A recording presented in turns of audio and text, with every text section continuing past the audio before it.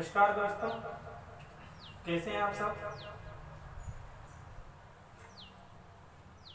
तो हम आगे देखेंगे संख्या पद्धति में भाग 3, भाग 1 और भाग 2 हमने पढ़ा था, जिसमें हमने बात करी थी संख्या क्या होती है, संख्या किस किस प्रकार की होती है, उनकी बात करी थी हमने।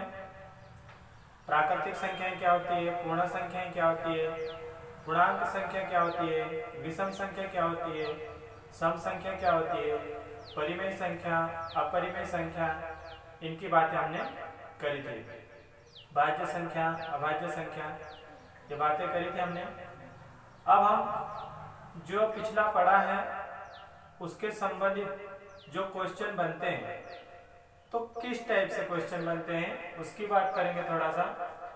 आप लोगों ने अगर ईमानदारी से पढ़ाई करी है, आप लोगों को प्रश्न भी समझ में आएंगे और उनके उत्तर भी समझ में आएंगे।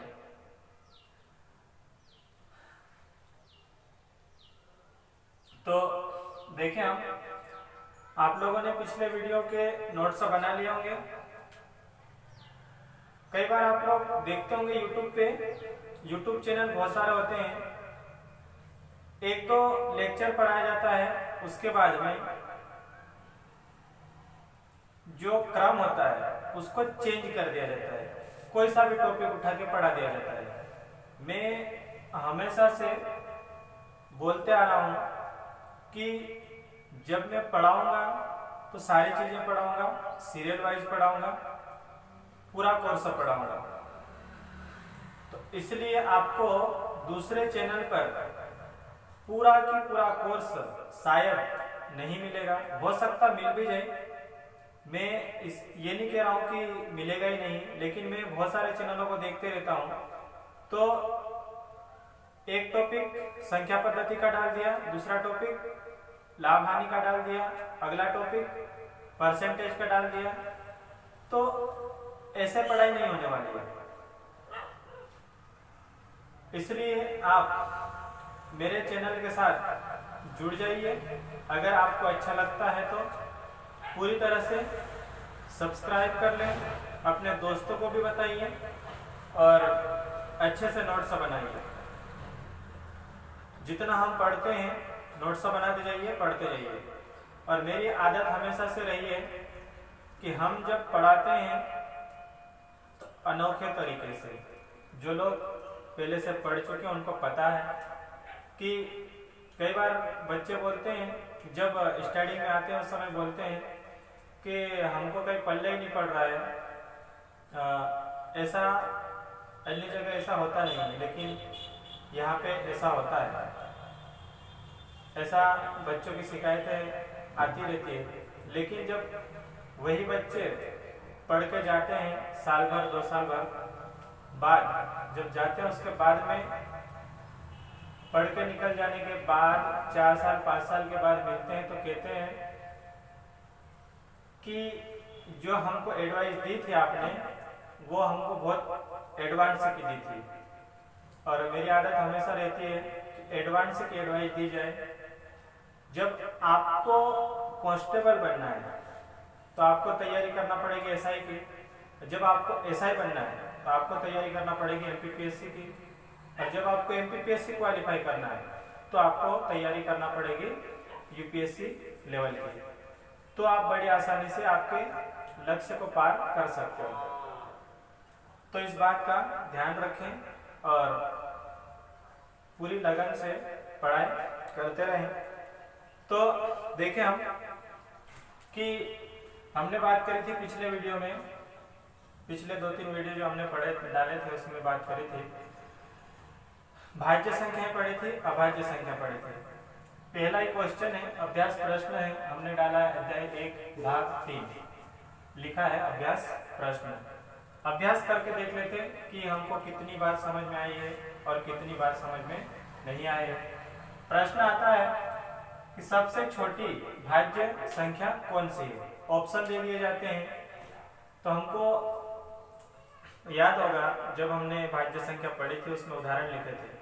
सबसे छोटी भाज्य संख्या कौन सी थी? 1, नहीं थी, 2 नहीं थी, 3 नहीं थी। भाज्य संख्या किसको कह रहे थे हम? ऐसी संख्या जिसमें 1 का भाग जाता हो और 1 के अतिरिक्त उसका जो भी संख्या है उसका खुद का भाग और इसके अतिरिक्त अन्य संख्याओं का भी भाग जाना चाहिए, उसको भाज्य संख्या कहते थे। 1 को तो हमने कहा था ना तो भाज्य है और न ही अभाज्य। क्वेश्चन ऐसा भी आ सकता है कि 1 है भाज्य अभाज्य उपरोक्त में से कोई नहीं या उपरोक्त दोनों। तो 1 कौन सी है? ना तो भाज्य है और ना ही अभाज्य है। तो हमारा जो क्वेश्चन था, क्या क्वेश्चन था? सबसे छोटी भाज्य संख्या 1 2 3 4 5। 1 तो नहीं है, 2 भी नहीं है, 3 भी नहीं है।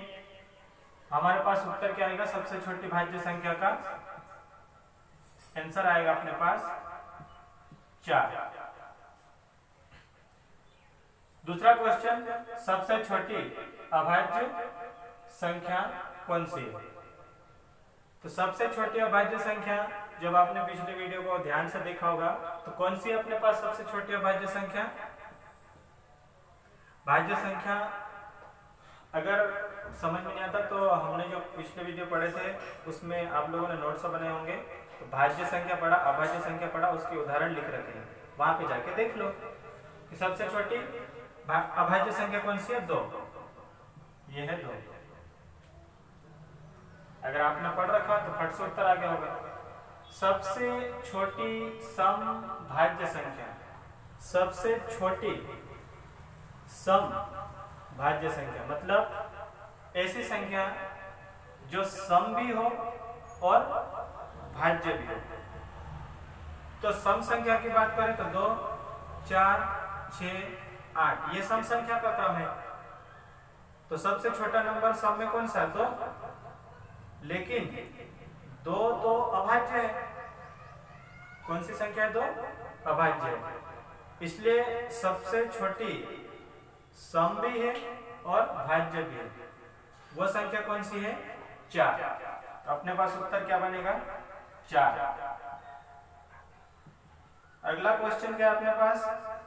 सबसे छोटी विषम भाज्य संख्या कौन सी है? सबसे छोटी विषम भाज्य संख्या कौन सी है? यहाँ पे आपको 2 बातें याद रखना पड़ेगी। एक तो विषम भी होना चाहिए और साथ साथ में वो भाज्य भी होना चाहिए। क्या? विषम भी और भाज्य भी। तो विषम संख्या देखिए पहले तो हम 1 3 5 7 9 11 इस तरह से चलते चला जाएगा। 1 तो ना भाज्य है ना अभाज्य है। 3 तो अभाज्य है। हमारा प्रश्न क्या है? सबसे छोटी विषम भाज्य, भाज्य होना चाहिए। तो ये तो भाज्य नहीं है। 5 ये भी भाज्य नहीं है। 7 ये भी भाज्य नहीं है। ये 9 विषम भी है और भाज्य भी है। 9 में क्या होता है? 9 में 9 का भाग चले जाता है और 1 का भाग चले जाता है और इसके अतिरिक्त 3 का भी भाग चले जाता है।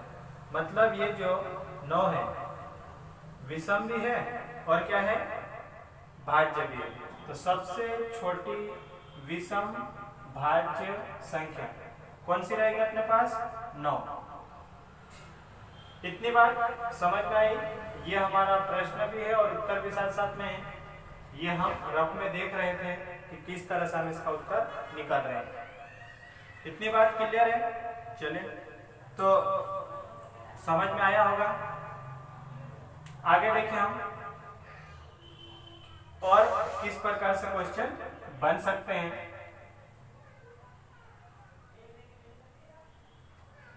अब इसी को थोड़ा सा बदल दें हम, अगला क्वेश्चन बन जाएगा ये।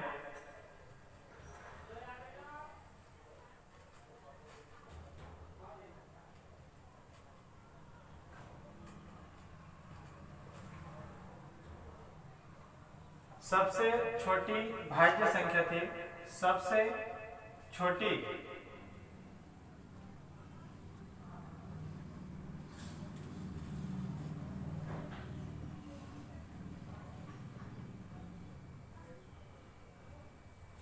सबसे छोटी सम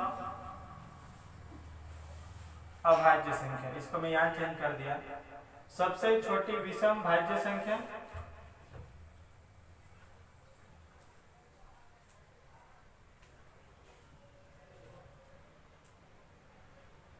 सबसे छोटी सम अभाज्य संख्या, सबसे छोटी विषम अभाज्य संख्या। ये अगला प्रश्न बन जाएंगे अपने पास दो, पांचवा और ये छठा। सबसे छोटी सम अभाज्य संख्या, तो सबसे छोटी सम अभाज्य संख्या कौन सी है? ये सम भी है और अभाज्य संख्या कौन सी है? 2। सबसे छोटी विषम अभाज्य संख्या, तो विषम संख्या 1, 3, 5, 7, 9 ये चल रहा था क्रम। तो सबसे छोटी विषम संख्या तो है अपने पास 1, लेकिन ये ना तो भाज्य है और ना ही अभाज्य है, इसलिए सबसे छोटी विषम अभाज्य संख्या कौन सी बनेगी अपने पास? 3। तो आंसर अपने पास क्या आएगा इसका? 3। ठीक है, इतनी बात क्लियर है। एक और पॉइंटर लिख लो, इसमें एक और क्वेश्चन लिख लो, मैं बोल रहा हूं, चलो मैं लिख ही देता हूं। अभाज्य संख्याओं के गुणनखंड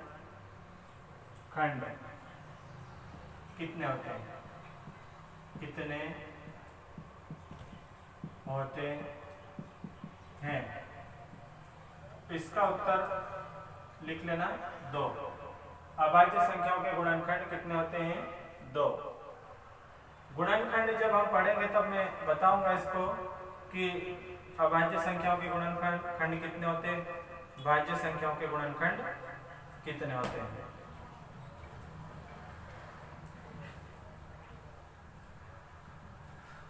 उतारें इसको, स्क्रीनशॉट ले लें, आगे बात करें हम।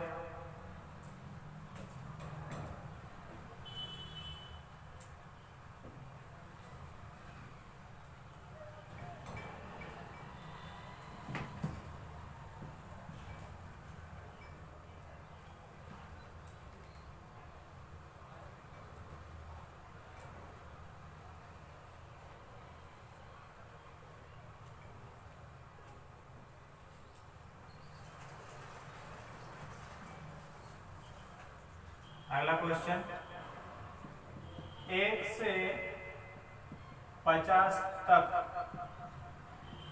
कुल कितनी अभाज्य संख्या होती है? कुल कितनी अभाज्य संख्याएं होती है? प्रश्न बन सकता है, प्रश्न किसी भी प्रकार से बन सकता, हमको पूरी जानकारी होना चाहिए, नहीं तो एक नंबर आपकी जिंदगी को बहुत पीछे धकेल देगा। हो सकता 10 साल पीछे धकेल दे, 20 साल, हो सकता लाइफ टाइम के लिए रास्ता बंद कर दे, कुछ कह नहीं सकते। इसलिए 1 से 50 तक कुल कितनी अभाज्य संख्याएं होती है?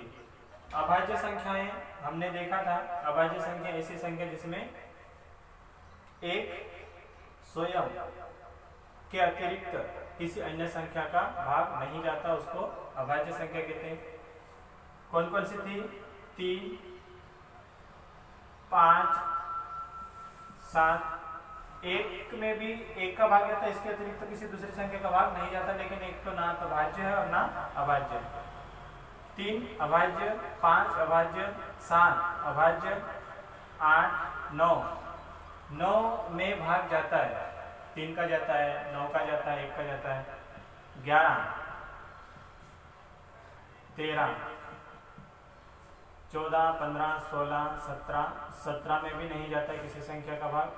18, 19 में भी किसी संख्या का भाग नहीं जाता। 20, 21, 21 में जाता है। 22, 23, 23 में नहीं जाता है। 24, 25, 26, 27, 28, 29 में नहीं जाता है। 30, 31, 31 में नहीं जाता है। 32, 33, 34, 35, 36, 37, 37 में नहीं जाता है। 38, 39, 40, 41, 39 में जाता है। 40 में जाता है। 41 में नहीं जाता है। 42, 43, 43 में भी नहीं जाता है। 44, 45, 46, 47, 47 में भी नहीं जाता है। 48, 49, 50, 49 में जाता है। ये 1, 2, 3, 4, 5, 6, 7, 8, 9, 10, 11, 12, 13, 14। फिर एक नंबर छूट गया अपने पास। कौन सा नंबर छूट गया?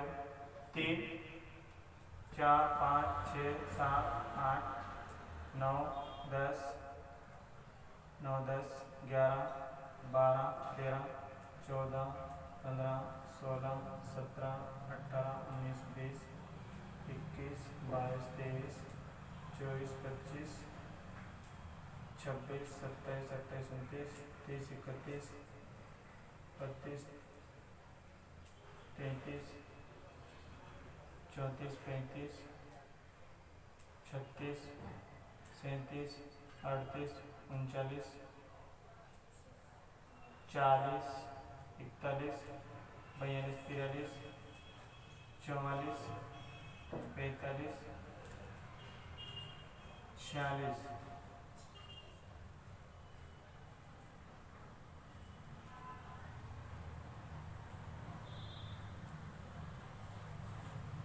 46, 47, 48, 49, 50, 50, अच्छा, सबसे छोटा अपने पास एक नंबर वही तो बच गया था 2 में नहीं जाते हैं। तो कुल कितने आ गए अपने पास? 15। कुल है 15। पहला नंबर छूट गया था। अगला 1 से 50 तक कुल कितनी भाज्य संख्या होती है? भाज्य संख्याएं होती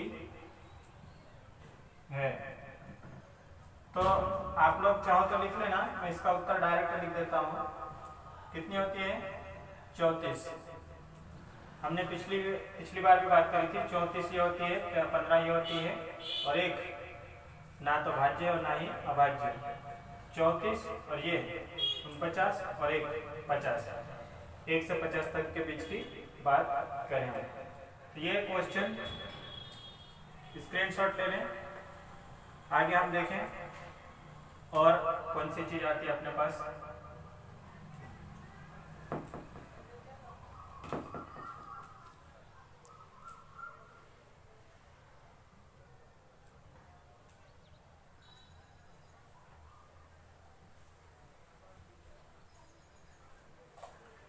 चलिए अगले क्वेश्चन कैसे बनते हैं।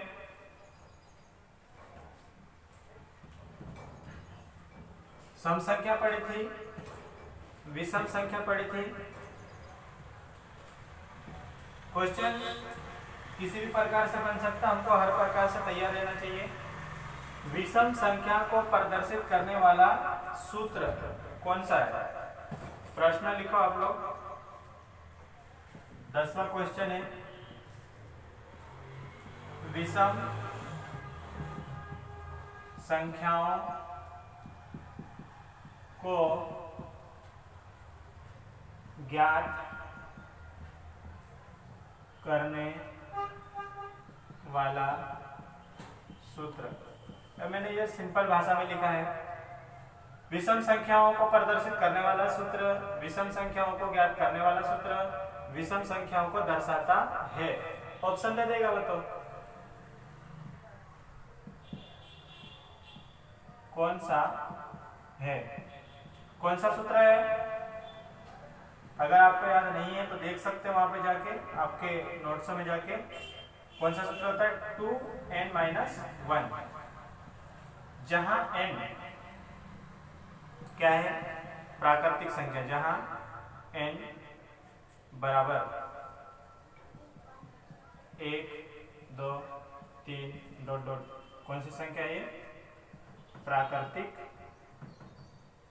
संख्याएं, जहां n बराबर क्या है? 1, 2, 3, 4, 5 कुछ भी हो सकता है, प्राकृतिक संख्याएं है।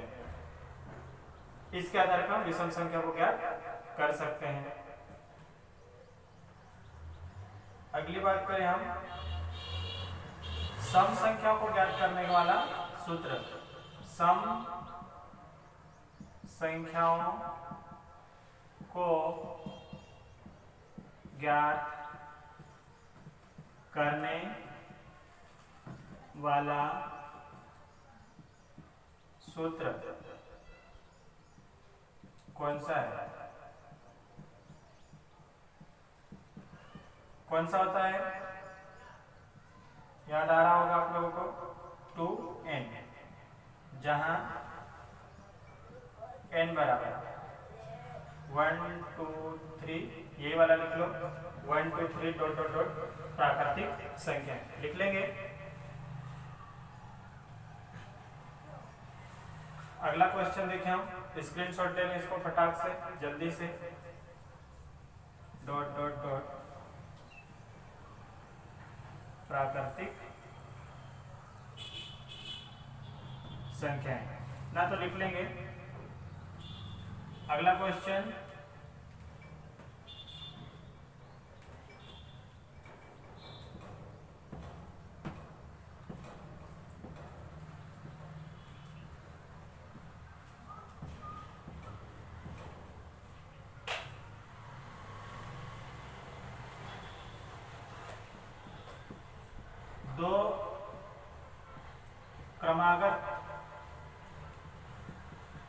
दो क्रमागत विषम संख्याओं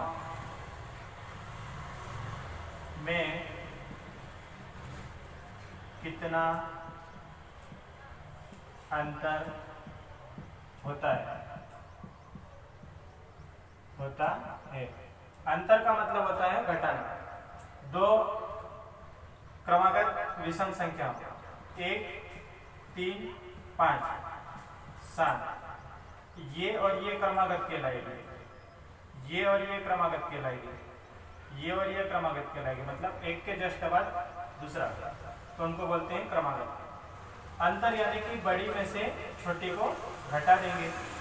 3 में से 1 को घटाते हैं तो कितना आता है? 2। 5 में से 3 को घटाते हैं तो कितना आता है? 2। 7 में से 5 को घटाते हैं कितना आएगा? 2। कोई सी भी संख्या को ले लें हम, लेकिन क्रमागत होना चाहिए। एक के जस्ट बाद दूसरा, दूसरे के जस्ट बाद तीसरा, तीसरे के जस्ट बाद चौथा। तो बड़ी में से छोटी को घटाएंगे तो उसमें डिफरेंस कितना रहेगा? हमेशा 2। तो आंसर क्या आएगा इसका? 2 ये आएगा आंसर। चाहे तो आप इसको भी रफ में उतार सकते हैं। इस तरह से आपके पास जो नोट्स बना रहे हैं यहाँ पे किस तरह से आ रहा है उसको समझने के लिए ऐसा उतार सकते हैं आप लोग। जैसे 3 - 1, 5 - 3, 7 - 5 ऐसा। अगला क्वेश्चन देखें हम।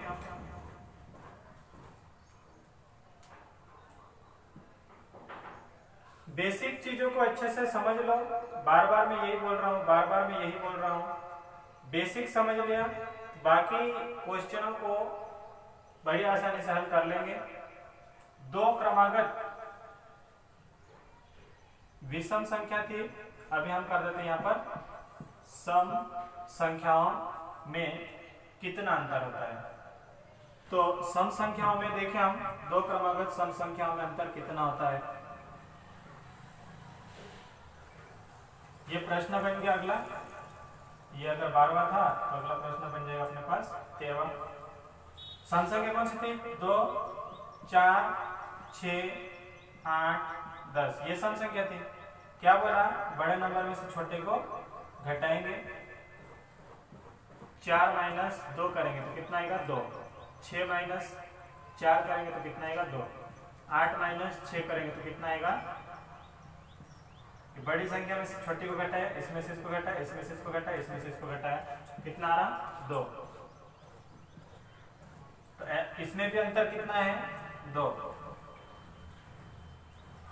तो इसको भी आप लोग स्क्रीनशॉट ले लेंगे, उतार लेंगे। आगे देखें हम।